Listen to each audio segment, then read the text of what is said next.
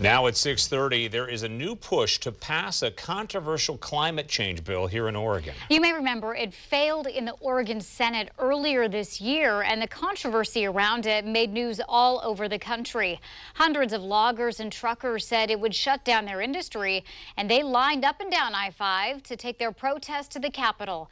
And at the Capitol, lawmakers were so divided on the issue that Republicans actually refused to show up for work for more than a week just to prevent a vote.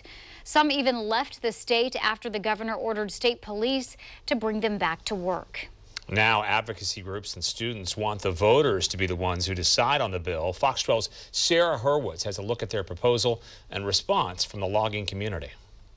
Youth standing strong for their future. We still want our legislature to act, and quickly. Oregon must do something bold on climate change in 2020. If they fail us again, these ballot measures will guarantee us that change will come next year. Students and advocacy groups, including Renew Oregon, announcing their intentions to bring 2 ballot measures to the voters in 2020 if lawmakers don't take action for climate change in the next legislative session. This is unfinished business.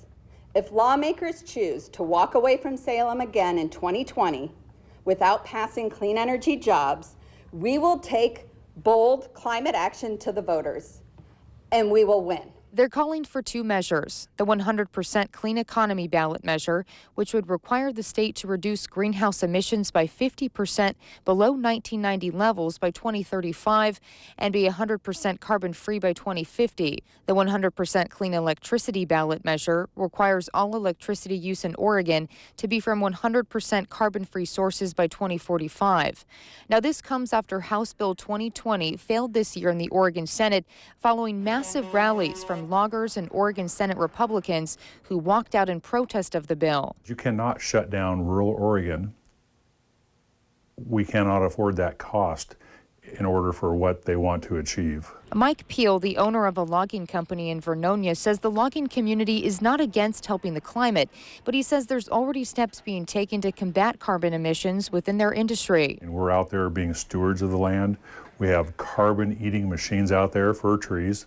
They're being well managed. If any of the young people would like to come out to the real woods, not a park, but out in the real woods and see what management really takes place, they'd be very impressed and they'd see we are doing our part. We're not the enemy. Those ballot measures have been filed with the Secretary of State, and the campaign is now in the process of gathering 1,000 signatures to qualify the measures.